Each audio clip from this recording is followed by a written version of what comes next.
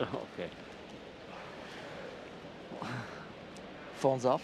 Buenos I días, have my phone. bienvenidas y bienvenidos a este foro. Welcome to everybody. We are here to talk about a code of conduct. And as we know, we are living in dangerous times where codes and conducts have to be discussed. At times where Mr. Putin tries to remember the art of war, of Machiavelli, some collectors decided to remember the art of art. And from the art of war to the art of art, in this art fair, we'll try to discuss all the aspects and contexts of the art of collecting today. Because if the war destroys an ethics of the world, to collect in the world can be a sort of ethics. We'll discuss about that too. And we have a very impressive set of collectors who decided to start this process. There is a very interesting site you can consult if you use that QR code. And their bios are very impressive, their collections too. And I will start to introduce this wonderful group of collectors who will discuss with us all the dangerous aspects of collecting in a dangerous world. This initiative was developed by people like Jordanis Kerenidis, who is a Paris and Athens-based quantum computer scientist and a contemporary art collector, of course. He got his PhD from the computer science department at the University of California, Berkeley, and today is currently working as the head of the algorithms at QC Ware Corporation, and he has been collecting with his partner Pier Giorgio Pep, who is also here, since 2006. The Kerenidis PEP collection has organized a phenomenon since 2015, a biennial program for contemporary art at the island of Anafi in Greece, for which they received in 2018 the Mont Blanc de la Culture Arts Patronage Award. Kerenidis was a member of the acquisition committee of the Centre National des Arts Plastiques. We have also with us Jessica and Ephraim Noralken. They're art collectors and founders of Colecteur, the public benefit corporation that gives the public access to the world's private collections. And Colecteur became the largest community of art collectors online. They founded the Collectors Academy, an unique educational initiative that features courses taught by art world stars. Today, they cemented the platform as the Museum of Private Collections, the world's first collective digital museum. Pier Giorgio Pepe is also a Paris and Athens-based ethics practitioner and contemporary art collector. His advisory firm Quantum Ethics advised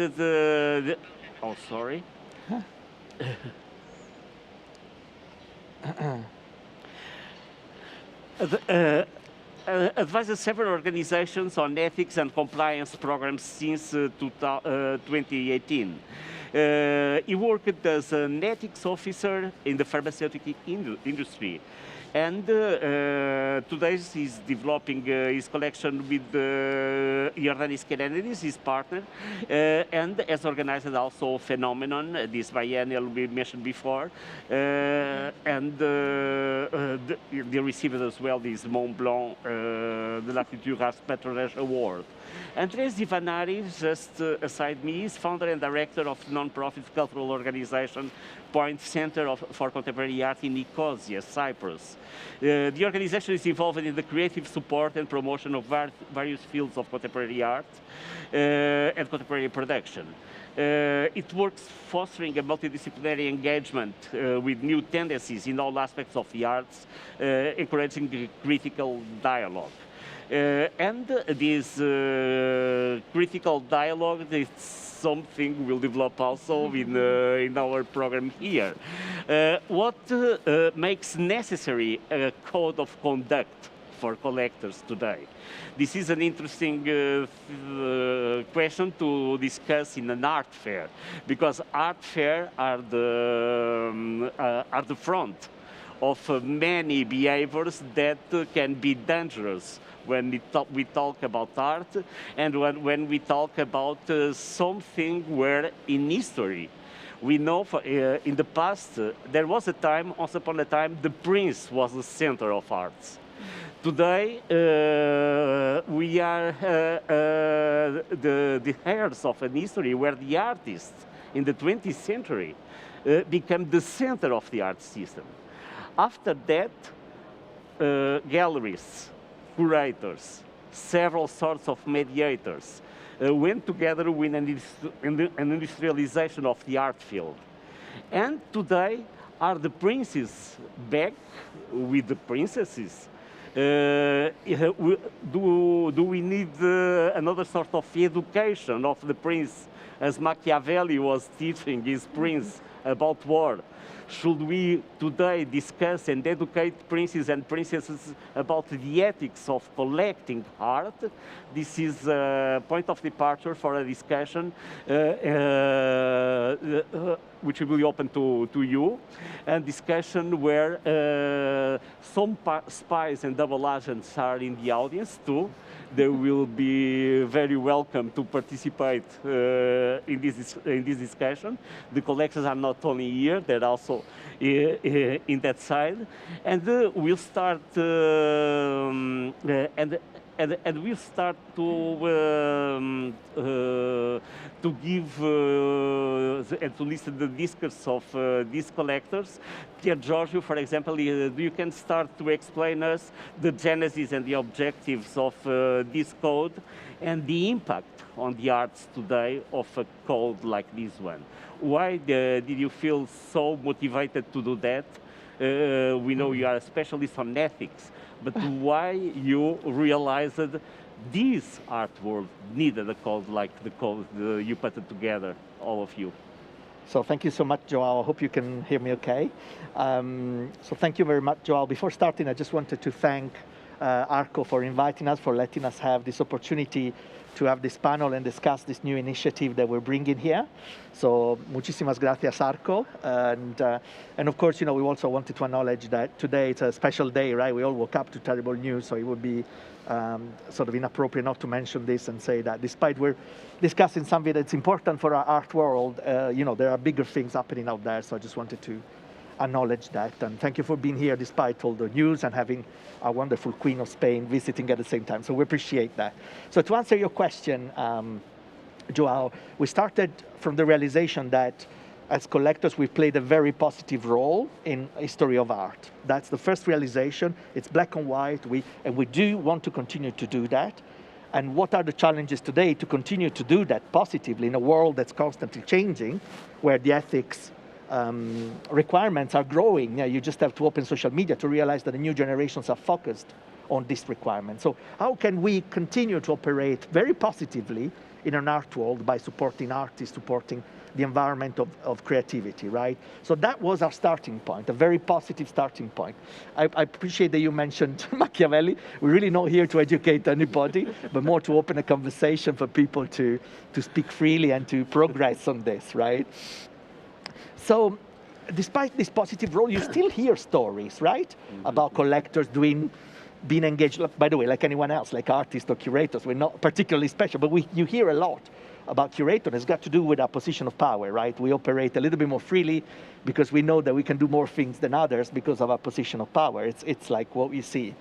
And so just like yesterday, I received an email from someone that I know in France, and the email, she forwarded an email from a collector in Southern Europe that's writing to artists to say, you should donate a piece with me. I'm building up a new museum.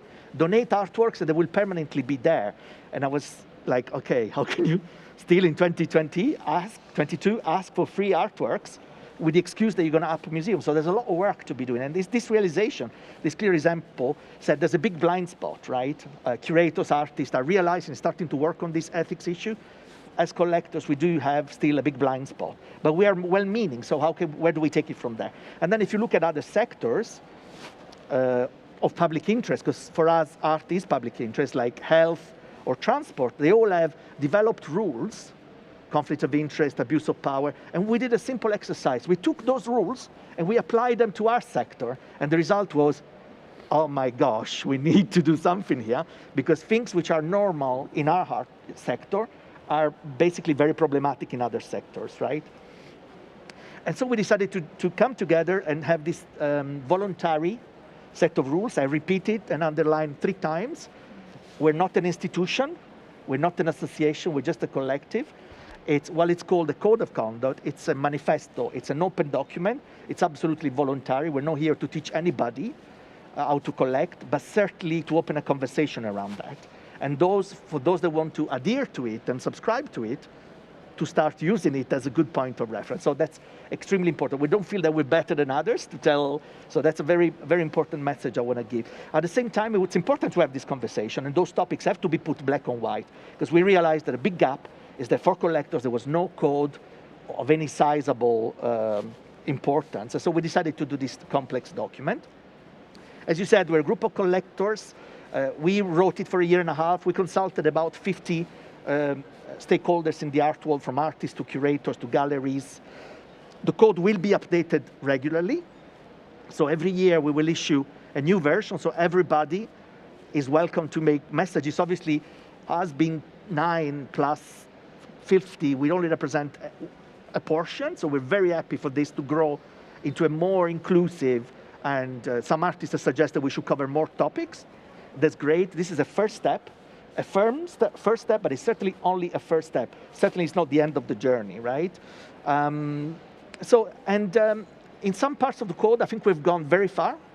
In some other parts, perhaps we haven't gone as far as we would have wished, but we also thought it was important to put this out here for a first conversation and then continue to improve it, right? For a question of credibility and sustainability, it was important to open question, but not necessarily be prescriptive on all aspects. The key principles is the fact that we have economic power. It doesn't mean that we can interfere with the artistic process.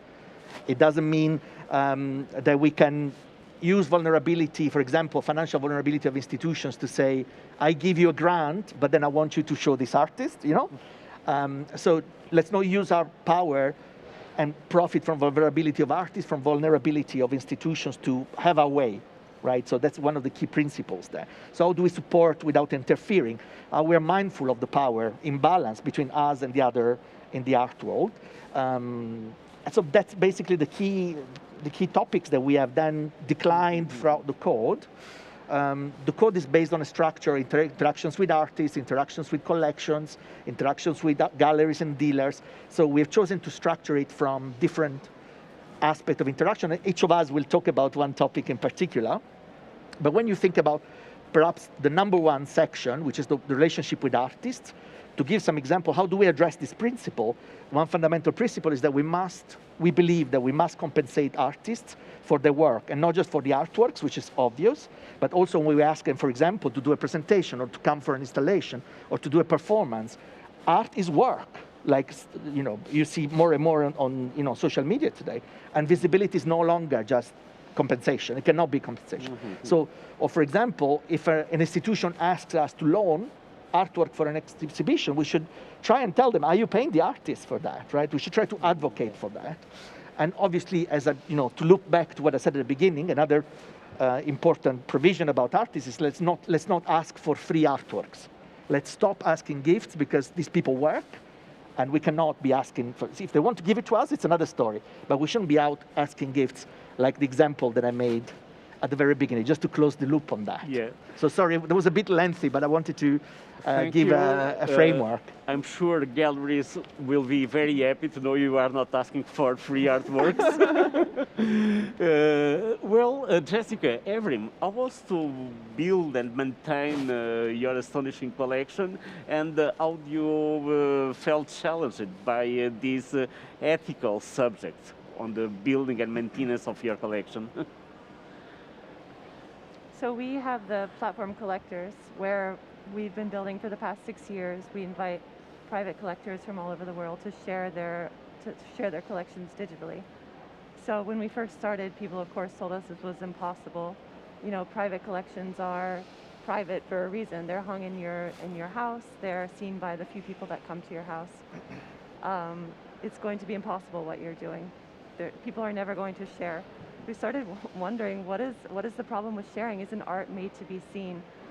So that was kind of our driving force behind you know, joining this initiative. And we deal with private collectors. We interact with private collectors all day, every day, and we hear, you know, very, very interesting stories of collectors who contact us to be interviewed, but however they don't want to share anything about their collection. They refuse to show it online, to show it digitally. We've heard quite a bit. Yeah. Right, we've heard stories of they want to be interviewed for the platform, and we ask that they share part of their collection, and while they say yes in the beginning, then they change their mind over time that they don't want to share the collection or parts of the collection. However, they still would like to be interviewed. So this was common, and there are other things. Obviously, you all know that there are millions, hundreds of, maybe over millions of works are in storage facilities and also in free ports. You know, while we understand the need to store works in storage facilities and in free ports, I think it is also very important to acknowledge that you can share these works physically or digitally as well. And that's what we've been doing for the past 5 years. And this applies to the code, we believe, tremendously, to share works, obviously to share it with the public. The works don't really belong to you, but to the public. Thank you.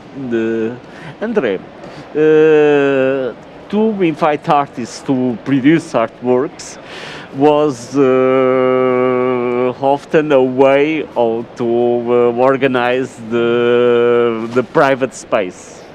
And at a certain moment, institutions, museums, art centers started to be the main producers of artworks, inviting artists to do what would be impossible, to be in the domestic space. How was your experience in your collection of commissioning and producing artists' artworks, create and offering new situations to the artist? And how do you see that in that relationship within the public, the private, the private space, the public knowledge about what the artist is doing, and all these fascinating questions arising from that relationship?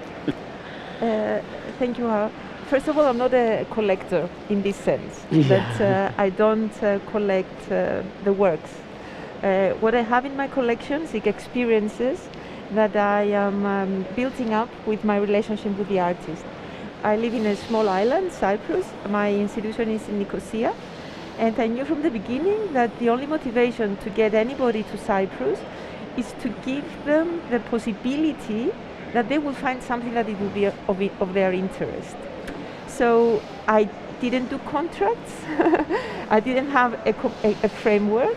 My only desire is to really persuade them that as a being in the tucked away from Europe and very close to the Middle East, our political situation, our archaeology could be a real inspiration for many artists. So I embarked on this mission, and it worked. It worked. People, artists, they came to Cyprus, they engaged in long-term relationships with and collaborations with Point. Cyprian Kayard came in Cyprus twice. He did a living sculpture. Haris Babinonde, we were working for 2 years to produce a film with other institutions. Rosa Borba was in Cyprus for 7 years to produce an amphitheater in the dead zone. All these particularities, I could never put them down on a contract. There was no way that I could persuade anybody. There was not even, there was only the possibility. We joined forces into the possibility of the artwork. And this is what I brought to the group. I brought all these experiences of, and I think this code includes what we have learned, all this knowledge of the artist's needs when they are producing works and when they are collaborating and all these engagements. Oh, thank you so much. It's always fascinating to see how a private enthusiasm can originate a public situation. Tell me, Jordanis, you are someone involved with science, this art of the doubt. Being involved with art too, working with, for example, it's fascinating the way you worked with the Centre National de Recherche Scientifique. Today you are dealing with the Centre National des Arts. How do you feel the relationship between the private collections and the institutional field? Was the institutional field in arts changed according to the development of private collections? What are the possibilities? What are the risks? What are the dangers? Yeah. Well, I think that if we just look in Paris, where we live, it is very clear how the private collections and the private foundations have changed the art world and the Parisian scene and the European scene and the international scene. So we see all these new private foundations that are becoming museums, they're becoming public spaces. And the moment these private collections become public spaces, become as important as public museums, then we have to be accountable at the same level with a public institution. So I think this is the beginning of trying to understand how do we interact as collectors, as institutions ourselves, and how do we interact with other institutions, right? So first, when we, in some sense, become institutions ourselves, then we should aspire to the same standards as public institutions. This is very important. And the second thing is that when we want to support public institutions, then we do it in a very simple way in the interest of the institution. When we support a museum, we do it because we want to support the museum and we trust the museum, we respect their work, and we want to give them the liberty to continue doing their work. It's not on us to try to force our agenda. It's not on us to go to a curator in a museum and say, I know a very good artist who's already in my collection, here is some money to do an exhibition. This is not how a museum should be deciding on their curatorial program, right? Of course, if the museum has a curatorial program and they decide freely to do an exhibition of an artist, obviously they should go and find collectors that support the work of the artist and try to figure out how they can support the exhibition and stuff. But we should always respect the independence of these institutions when we try to support them. And the support is also done, as I said, in the interest of the institutions. It's not done for what is a very common word, that you hear nowadays, for art washing, right? It is not done as a public relation campaign for our company or for our private foundation. It has to be done for a very simple reason, which is that we believe that art is a public good and we need to support it. And things become even more complicated when we have positions of power within the institutions. For example, when collectors sit in the boards of museums or in acquisition commissions, as you said, that I spent 3 years there. And there are many important issues as well. Like there are many cases where there are conflicts of interests, right? For example, the museum, there is an acquisition committee and there is a proposal of an artist that it is in my collection. What do I do? Well, what I have to do is at least say that this is the case, right? Then it is on the board of the museum or it is in the acquisition commission to decide what to do with this information. But let's be a bit transparent about how we make decisions, because as I said, we sit on the boards or we sit on acquisition committees because we want to help the museum, right? And this will happen more, and I think it is also a way for getting more respect out of the other players in the art world as collectors. If we sit in these boards based on our experience, our knowledge, and because we really have something to offer, and not because of the size of the check that we write at the end, right? So these are some of the issues that, the relations between institutions and collectors are very intricate, especially now that the public funding for institutions is not as much as it used to be. So we do need private money to come into these institutions. But on our side as collectors, we just have to make sure that the support that we give is happening for the interest of the institution and not our own interest. Thank you a lot, Jordanis. Jessica, same question about the interaction between collectors, galleries, and dealers today. And even the puzzle is more and more complex because now you have galleries, dealers, several sorts of mediators, etc., in the process. But how do you feel the connection between these conduct needs and the aspects of this relationship? I think, well, we requesting full transparency between collectors and dealers, making sure that they are disclosing the price of the artwork, making sure that if there's a discount, that the artist is not going to be affected by this discount, that the dealer will take on the discount. Holding the dealers accountable to pay artists fairly, not purchasing artworks below market price. Of course, if the dealer wants to give a discount, that's okay, but it needs to be within the fair market price of the artist's works. Collectors should not be purchasing artworks directly from the artists. If there's a dealer involved, they should go to the dealer to purchase. If the work has not been consigned to a dealer, they should ask the artist, where should I purchase this work from? If the collector has any sort of influence over the exhibitions of a gallery, this should be disclosed. You often hear of collectors coming in and buying all of the works from an artist's studio and then somehow influencing the market. This really needs to be addressed, we believe. Not engaging together with the dealers for manipulating the artist's career. Yeah, these are all things we think that are very, very important. Yeah. Right, I think the galleries are also sometimes may not be informing the artists about a sale that needs to be done. I think we want to hold collectors, we want to encourage them to interfere, make sure that the artist is informed about this, the sale, and that's really an important one, I think, to mention as well.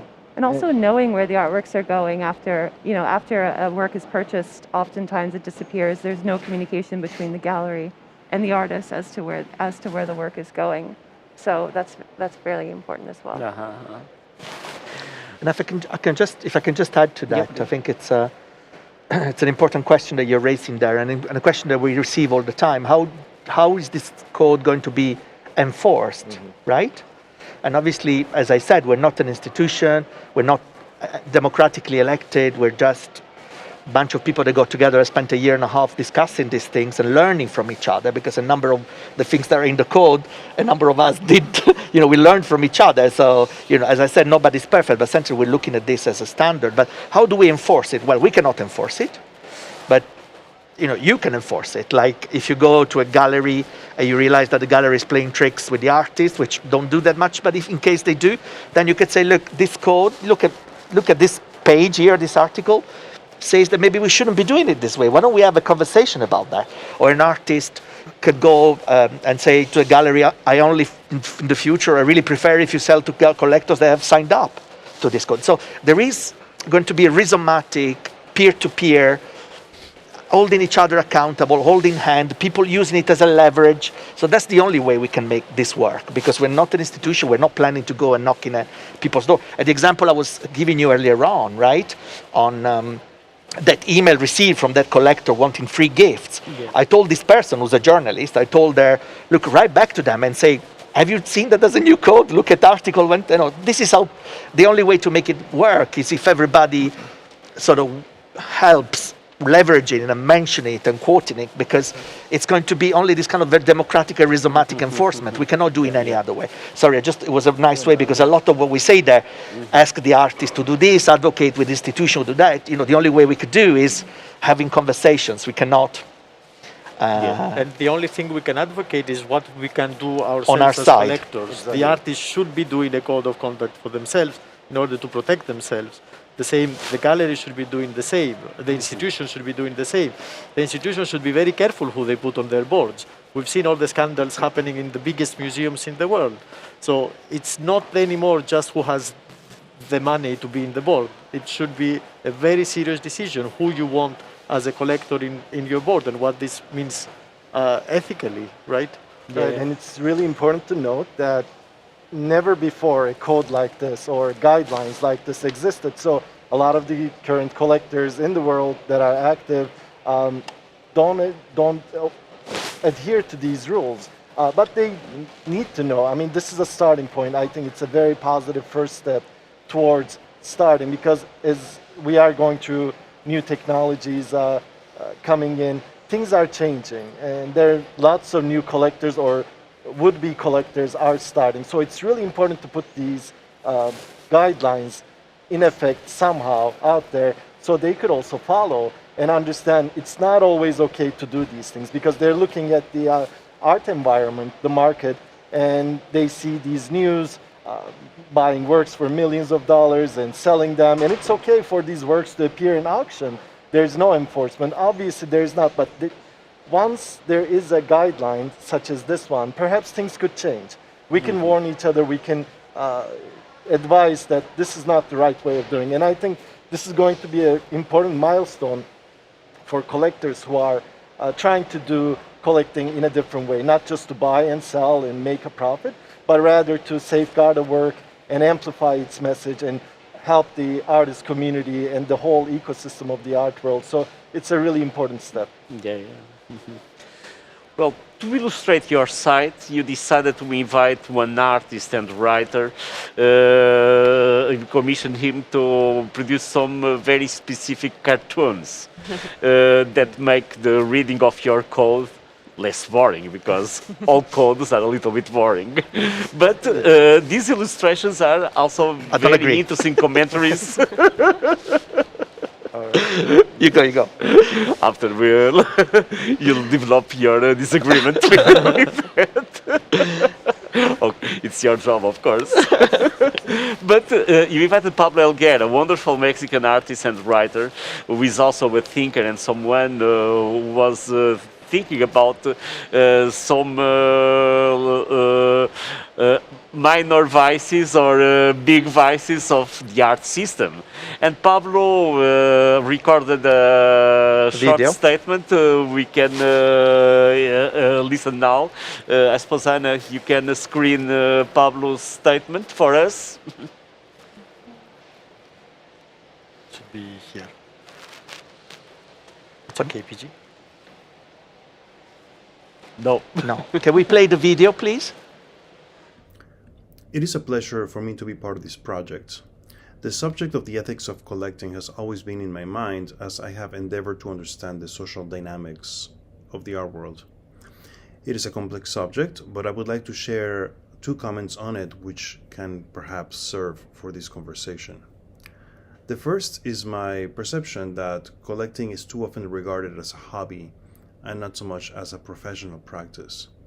As a hobby, it's a personal activity that can bring pleasure, but collectors are in a unique position to support artistic practices that go beyond owning objects, and we all can benefit from expanding the notion of collecting as an activity that can truly support contemporary art practice. The second point is that collecting ideally should transcend the mere act of possessing objects and expand onto the support of the artistic practices that do not always result in producing objects.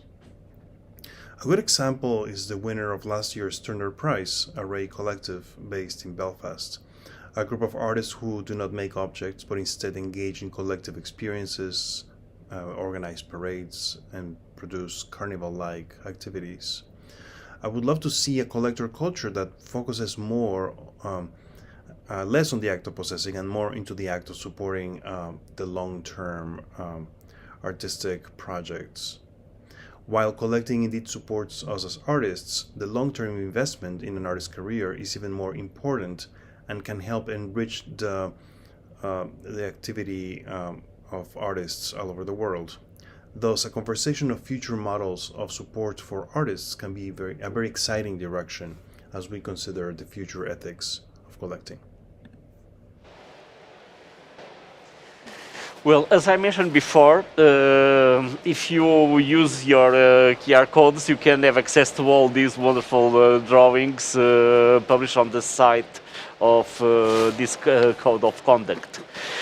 Well, when we started the discussion about the code, about this session, etc., I was trying to confront you with a provocation, because in the institutions I worked until today, we were facing these questions. And in Reina Sofia, for example, one member of our board of trustees wrote the code of conduct. But I realized that there was always a difference between the unanimous acceptance of these principles and the practices of several collectors today. That means, how do you think this classical question in human condition, the difference between to act and to say, can be solved? I was proposing you, as a sort of provocation, a list of shame. Would this be useful, or A list of shame. yes? We know gossip is the best list of shame existing in terms of circuits in this art scene. How do you feel someone who is really acting against all these ethics, all these principles of conduct, could be invited to reconsider and to proceed differently? The list of shame. Jordanis was telling us, okay, you are doing your job as collectors, institutions have to do their jobs as institutions. Well, I think, Gallery is the same, art is the same. yeah, But when someone breaks the circuit and because we know this this happens. yeah. So how do you stop this person from being a collector then? It is by the institutions that should not have these people in their board or in their acquisition commissions, is by the galleries, by not selling works to them, or by the artists not wanting to be in their collections. But of course, the problem is that the people who can make these choices are the people who actually have these choices. And not everyone has a choice to say, I don't want to sell my work to this collection, because artists have to survive, right? So that's why we thought that it is important that this process starts from the collectors themselves, who do have the financial power in some sense when it comes to selling or buying works, right? So that's why we thought that the first important thing is that as collectors to try to create a tool so that all of us can try to be better collectors, in the sense of trying to be respectful and ethical towards the artists and towards the art and the artwork, right? But then we do need help from everyone else in the art world to make it a more healthy place. So everyone has to play a role, right? And I think we can do it together, and we are, that's why we send this code to many institutions, we send it to many curators, artists. We try to find the artists that we thought that they would have the most, passionate opinions about something like that. So we contacted, you can find on the website, artists like Hito Steyer or Walid Rad, because we really wanted to understand how would the artist feel about something like that. Are we not going far enough? Are we discussing the things that we really need to discuss, right? And what we are getting is the encouragement to continue the process. It's not that it's a done deal. Nothing has changed in the art world because we have 5 people here saying that now we should be more ethical, right? But we had to start from somewhere. We have not saved the art world, but I think all together we can try to make it a better place for art and for the artists, right? Right, I think positivity is really important at this point. A shame list is not really going to help us. We want to set the right example. We want to put a set of guidelines out there and allow the arts community ecosystem to absorb these, digest these a little bit, and then I think we're going to go towards a more positive future. But our goal is to be positive, put out something positive there instead of being negative and point fingers towards somewhere else. And Joe, before letting our ladies talk, because I don't want to do all the boys' club talking here, but I want to give you the technical answer to your comment right now. I'm talking like a compliance and ethics professional. And those codes that have been written, I wonder, I'm not pointing fingers at anybody, but you were talking about the disconnect between the paper, the code, and the behaviors, right? Yes, That's what you said. exactly. That happens typically when you want to do something well. You generally make it very legalistic. You have a lot of lawyers writing it. You don't really talk about what you should or shouldn't do, but rather what you must or you must not. And then it goes on a website, and we feel good about it, and let's continue. So while on the other hand, and I'm not talking about the Renaissance Sophia, I have no idea what happened there, but my experience, when this situation, the disconnect between what the code says and the behaviors, is because we've done the paperwork and now there's been no training, there's been no reinforcing the messages, no showing to people, look, it's difficult. I know you have a dilemma, let's work together at it. But rather there's been shaming or ignoring. So why don't we rewrite this paradigm? And that's why we're talking to many people. That's why if you look at the website, we try to do it very pedagogical, not because we want to teach, but because we want to be sharing, right? So I think how would you address that is making people, this is the beginning of a journey. The code is the beginning of working with it. It's not just to tick the box and then it's done. Sarah Ahmed, the writer that we like a lot, philosopher, she says that many times when you do a diversity program, institutions do the diversity policy and say, I'm done with diversity, that's it, I have a policy. Mm-hmm. And then life goes on in a terrible way. And that's what we want to try and avoid. So we can enforce this code, but certainly we can make noise and talk about it. And that's what we want to do. And filling that gap, it's only if you engage with people, you educate them, you reinforce the message, you have conversations, you don't just write a paper written by lawyers and put it on a website. So that's that's my technical answer to it, right? Yes. It's just a very small note saying that even it is about collectors, I think it will make the artist's life much easier with this code. And I really believe that because it addresses all the process of what it means to produce work and this work how to be managed. So on our website we have endorsements, and it doesn't mean that it should be endorsed by collectors. It should be endorsed by everybody that cares about the relationship between the artist and how the artist, they can be protected and encouraged to produce and do what they have to do in a safer environment. Yeah. And Andre, you produce, you explained us, you are not collecting or work in terms of ownership. Ownership and generosity, they're inseparable, they go together. I never had the need to own, to be honest, and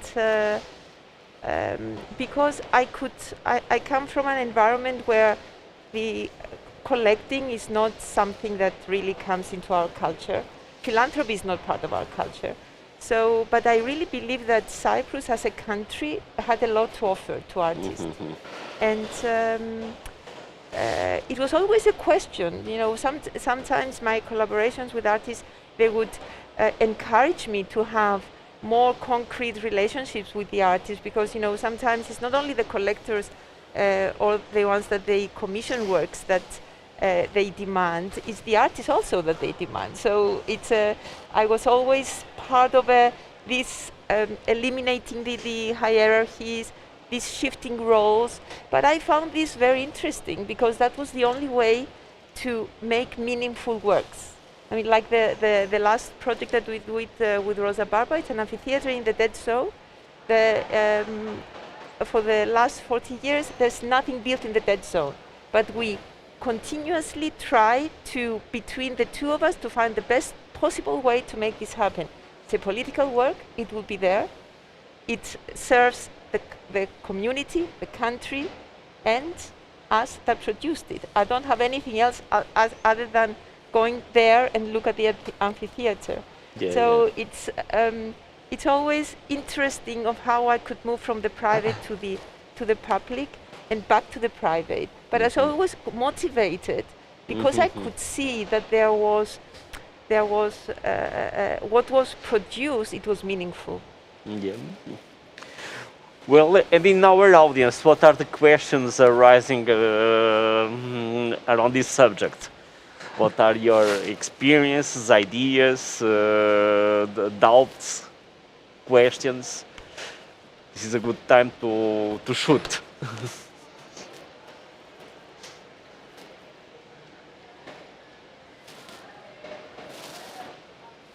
No, I'm happy. Is it working? Yes? Okay. I'm not wearing them. So thank you very much. It was really interesting to hear how all of this initiative started from stories and also sharing talks between yourselves with each other. And I wanted to ask actually Evrim and Jessica about the Collectors Academy, because I know that you've been running it for a while. I wanted to ask also in relation to the trainings that you mentioned, if there's any plans to do these, to meet, or if they've already occurred. Thank you, great question. We haven't really thought about this yet. It's been a very hectic month. But yes, there will be activations, but there's also something that people, all users, all of you can use on the website. It's a self-assessment test is available on the website. There are a number of questions about 40 Case different studies, case yeah. studies. You can take these interactions with artists. There are different sections. See how you fare. You will see the right answer according to the code. Obviously, there's no right or wrong answer otherwise, but you could see that's an activation, but learning element is absolutely important, and I think we should do that. We should be able to facilitate that. Great idea. Do you want? We're hoping to go to different fairs and working with institutions. We're already getting organized with some institutions in London, in New York, in Athens to do talks and maybe do also some educational materials. You know, it's a fair balance between wanting to talk about it and not looking like we're the University of Collecting, because it's really not. So it's a fair balance. We have to try to do it modestly, but still be putting the content out there for people that are interested to get to know more. The hope is that little by little, it doesn't have to be us who talk about these things, but people who adhere to this code and make it their own, right? So we are making the beginning, but we hope that this will continue by all of us. Like we already have new members wanting to join, and so. Questions? Yeah. Hello. Thank you very much. I was reminded while you were talking about a project that Seth Siegelau did in 1971, the artist contract. And I was wondering whether you think that elements of that could be incorporated in the code as well. Absolutely. And secondly, for anyone outside of this group, what might be a way of getting more involved with the code of conduct, either passively or actively? Thank you for remembering Seth. Seth, in some way, is a prehistory of all of us. So, yes. And of this discussion, of course. So maybe I can take this one, right? So from absolutely, we've been talking also to Wage. You know Wage, and they're also very fond of that contract template, and obviously the code indirectly refers to some of those notions, right? But we're working, hoping, for example, the Wage would also be able to endorse the code. They're thinking about it. They're very optimistic, and then we can also make a link with that contract. What we want to build those is a section on tools, like pragmatic tools, like contract clauses, standard contract clauses as a suggestion. A checklist. Andrea is developing a wonderful checklist. When you go and see a gallery, the key elements from the code in more digestible way, like a pocket-size version. So the answer is yes. We will be as version 2, and that's the whole point. It's like it's already 11 pages. We're like in a rush to get it out, but it's the beginning. And if you want to be involved, if people want to involve, first of all, come and speak to us. But there's a contact form on the website. Don't hesitate. Obviously, governance is important. We cannot be 200, but at the moment we're just 9. So there's room for many people that want to be involved actively or passively. If you want to just show your endorsement, on the website you can sign up your name and show that you care about the code. That's already first. And leave the feedback about the code as well. Right. And give feedback about the code to suggest improvements, yeah. So did I answer both questions, yeah? Cheers. Dorit. It's okay? Yeah. Yes. Yes, first of all, I have very good feedback for your work. Really excellent Sorry for my English, huh? But I will try. Very important work. I agree with you, Pier Giorgio. You have to communicate a lot, because I think what you are speaking about, a lot of people doesn't know. So it's very important to speak about this. And the second, and my question, your work is really important, but there is a point about the Freeport. For me, it's a little bit Shy. not enough. Well, Yes, yes. My English is not good. Yes. You understand me? Not enough, because it's important, because a lot of people doesn't know the existence of Freeport. I spoke about this around me, and they don't know. Yes. Okay. So now I think the Freeports are the worst problem. Yes. Because here we are speaking about small collectors, and it's important because it's a relationship with the artist institution. But with the Freeport, there is a lot of very Yes. big problem. I'm sorry, I can speak more. No, you're very clear. But could you, maybe it's the second step for you. What do you think about this question? So I'll have a very first introduction, then I'll let the others. And first of all, I agree with you, right? So I want to be very clear. We don't have you can read the code. The code says on Freeports that collectors must consider the ethical implication of having a Freeport, right? So we clearly, the first thing that we say is that, look at yourself in the mirror. Is this okay to have a Freeport? And then the second thing that we say is that when institutions, galleries, or others require a loan from a Freeport, it's not for the institution or the curator to pay the cost, because they're more expensive to get these works out. So they shouldn't bear the cost. The collector that decides to put in the Freeport. As you know, Dorit, many of us would have loved to go further. Obviously, it's a group, it's a discussion, and also it's a matter of credibility in the sense that we would have become immediately super revolutionary and maybe not got the right attention. We opened a path forward for version 2. We hope for people to give us feedback on this and say, you haven't gone so far like you're doing it right now, and we're happy to take this on board because we share that point of view.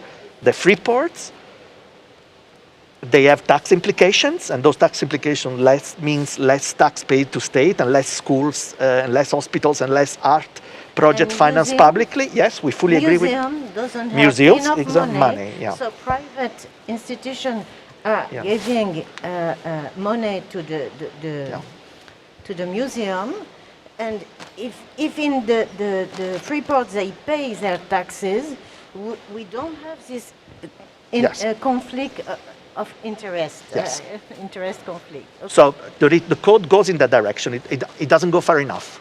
Yes. And it was a choice because we didn't want to alienate many collectors with version 1. Many people that, as you said a second ago, they don't even ask themselves this question. Yeah. So, we've also consulted artists like, for example, Ito Steyer. Yes. And Ito said, very first good step, but think about the tax implications. We're on that trajectory, Dorit. We just wanted to make sure that we didn't alienate collectors without going through the discussion. So we wanted to open the discussion, but the code is clear. The code doesn't say it's okay. The code says, ask yourself, is this ethical? And that's step number 1, and I look forward to step number 2 now. Okay, so I'm happy. Thank you. Was duty-free art by Ito one of your references when you were thinking about the code? Yes, very much. Also, I have a course at university on ethics in the arts, and and basically every other slide I quote Ito Steyer, obviously, and it's a matter of building blocks. Good. More questions? You know, when I was remember some facts in my experience, well, when we are in the streets, we always notice that there's some similarities between the collections of museum trustees and museum collections. And this is not a problem on itself, of course. We were remembering yesterday Alfred Bar educated Rockefellers too, and this has a beautiful consequence in the moment. But today, are collectors pretending to educate museums and bringing museums all the information they get from art fairs, from other collectors' collections, from all the social circuit of art, etc. How do you feel this relationship between museums and private collections today? How this can be a reciprocal challenge or not? Yes, absolutely. I think it's a big challenge. I just brought to mind a story that I was thinking about. An art advisor in New York telling me all of her friends that work at a certain large museum, she's able to know about the shows that are upcoming and therefore buys the works for her collectors, 1-2 years before the shows come out. It's a major conflict of interest and looked at as probably insider trading in any other industry. For some reason, it's still rampant in the art world, and everybody gets away with it. Yeah. Well, we are arriving to the end of our time. Some last comments. I would enjoy really to congratulate you for this beautiful attitude. I think we cannot deal with something so generous as art, something that adds new realities to the world. And the first generous person is the artist, of course, without to develop infinite systems of generosity. And I think, like everything in human life that reduces community and ownership can be a reduction of a community principle. But this can be compensated by an ethics, a conscience of the relationship with the community.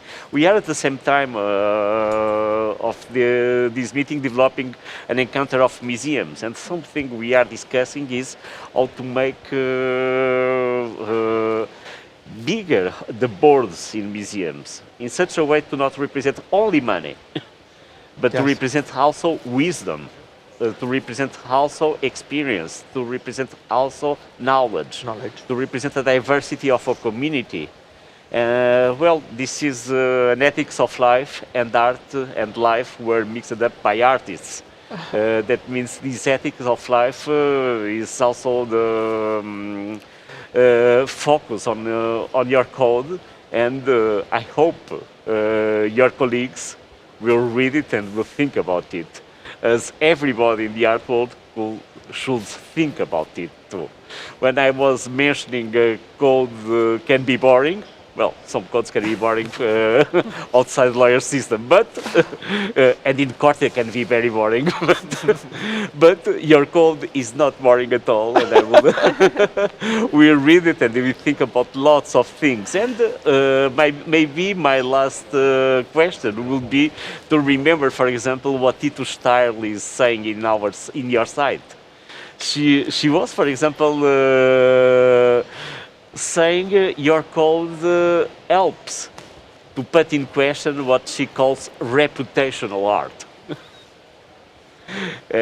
Well, art fairs are the ideal place for reputational art, even if there is a big diversity.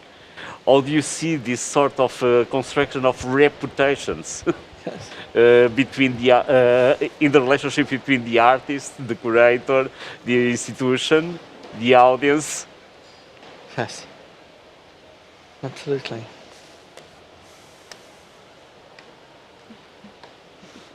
Yeah. You go, Jordanis. Uh,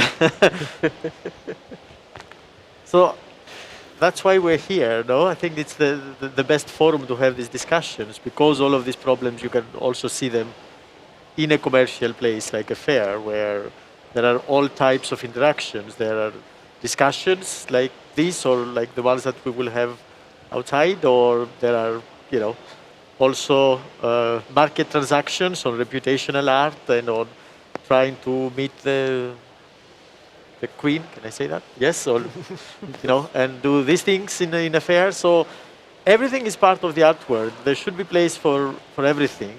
I mean, what is problematic is that we are seeing that there is less and less space for anything which is not reputational and is not market driven. And I think this is what we are trying to also do with this code, is to make sure that different ways of collecting and different ways of having an institution can still exist and produce what they need to produce, right? Yes. Well, thank you so much for your Thank you. initiative. Thank you. And thank you very much for your time. Thank